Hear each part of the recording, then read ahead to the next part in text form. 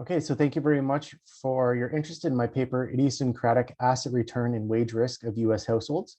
And this is a reproduction of the presentation that was given at the 2022 ASSA meetings. So in this paper, I'm going to be documenting the covariant structure of US household idiosyncratic asset return risk. And I'm going to be interested in three questions. First, what is the degree of risk? Second, does it exhibit zero correlation? And third, is it correlated with wage risk? And I'm going to be answering these questions by creating panel data for the last 20 years for US households on realized returns on assets. And then going to be estimating a wage and return process in system, allowing for correlation across the shocks. So the main findings can be summarized as follows. First, I'm going to document sizable idiosyncratic return risk for all asset classes. Okay, so it's not just one asset class, it's sizable for total household assets and within each asset class. And in the absence of a permanent shock to idiosyncratic returns, the initial condition is the permanent household condition that exists concurrently with the transitory idiosyncratic returns. So these transitory risks exist concurrently with this household-specific return that has been documented in recent studies. And then the return also exhibits negative zero correlation.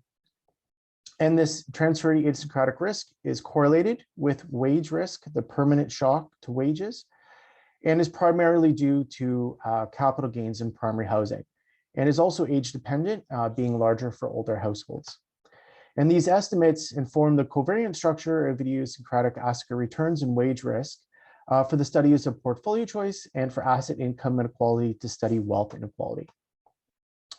Okay, so the idiosyncratic risk is going to be measured very similar to the wage literature, where the observed wage for household I at time t is regressed on a set of observable household characteristics, and the unexplained component is the idiosyncratic component. And in addition to the observed household characteristics, for returns, we also include portfolio shares interacted with year fixed effects, as well as the indicator if that asset was sold in that particular period. So the wage process is going to follow a standard permanent transitory process. The only interesting thing here is that the idiosyncratic transitory shock to wages is allowed to follow a moving average process, which we find necessary to explain the data. Then the return process is going to follow a very similar, allowing for a transitory idiosyncratic risk that exhibits a moving average process. However, in this paper, we do not find any evidence of permanent heterogeneity in, permanent shocks to returns. And in that case, the initial condition epsilon is the household specific return, the permanent heterogeneity in returns around this, of which this idiosyncratic risk exists concurrently. So when we combine our equations, we have a system of two equations, one for return, one for wages. We're going to be estimating this equations in system with iterated of g at m using 11 over-identifying conditions. We have 7 parameters that we're interested in identifying, including the shock variances, the correlations between the wage shocks and the transitory return shock, and the two moving average coefficients. So one of the contributions to the study is actually to observe realized returns on total household assets over the last 20 years for the US, so to create this data. And we observed this return on total household assets as well as within 5 asset classes, which is new to have this nice breakdown. There are several advantages of this data. One, it's well known within the wage literature. Second, this is the first measure of returns on assets, where we actually observe asset values in every period, including net investment, which gives us a very nice measure of capital gains. These are actual values, reported values, and we observe these returns not just when they're realized. They're also encompassing. They include total household assets, which include non-taxable assets that are not observed in the Scandinavian administrative data, as well as secondary housing. And then none of these estimates rely on aggregates, which could understate the degree of idiosyncratic risk.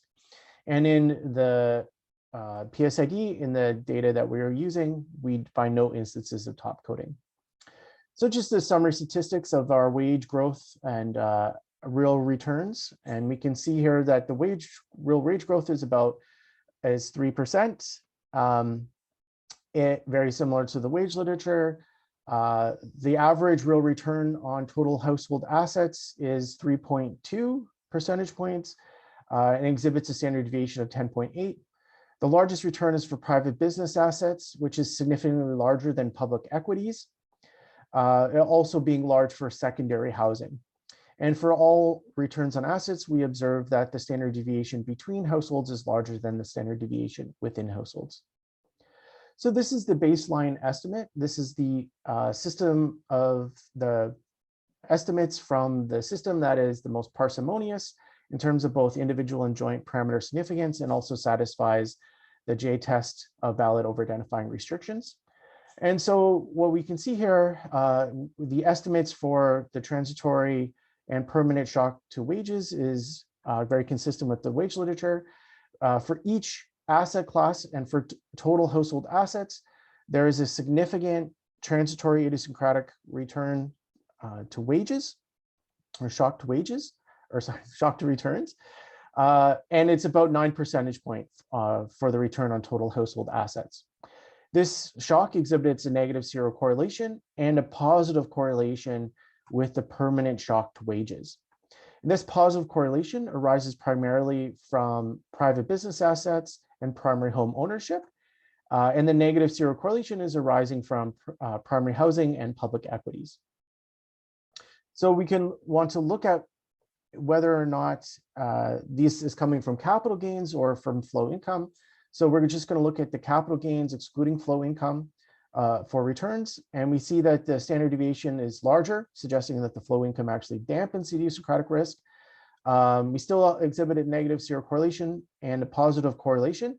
And we can see here that this positive correlation of capital gains and the permanent shock to wages is again coming from private businesses and primary housing. We can look at the sample by ownership. So by those who own primary housing or in businesses and those that do not. The first thing that comes out here is that primary home ownership is associated with a very high degree of idiosyncratic ASSA return risk, being 4 times larger than for households that do not own primary homes. The other thing is that it is not just entrepreneurial risk that is driving idiosyncratic ASSA return risk. Even non-business owners do exhibit a high degree of risk, again, from other sources, primary, secondary housing, etc. And in fact, primary public or private business owners actually don't exhibit the positive correlation in their return on total household assets because of the diversification of their portfolio. We can look at the sample by demographics, so by age and by wealth relative to the median. And we can see here that older households actually exhibit a larger correlation of the shocks. Younger households actually exhibit a positive correlation between the transitory shocks. And this cancels out in the total sample because for older households, there's a negative correlation. And for low wealth households, there does exhibit this positive correlation between the permanent shock to wages and the transitory shock to returns. Again, primary coming from primary home ownership and not very diversified portfolios of low wealth households. So generally, these results are very robust to most of treatment of the data and calculation of returns and moment conditions. The most sensitive results are the positive correlation in zero correlation in wages due to sample characteristics, and the correlation between the wages and returns to private business assets, which depend upon the size of the private business. And then we test for correlation across asset returns, but only find it for risk-free assets and public equity, so we don't model this in the baseline. And then the tests reject the use of the autoregressive process for both, for either wages or returns.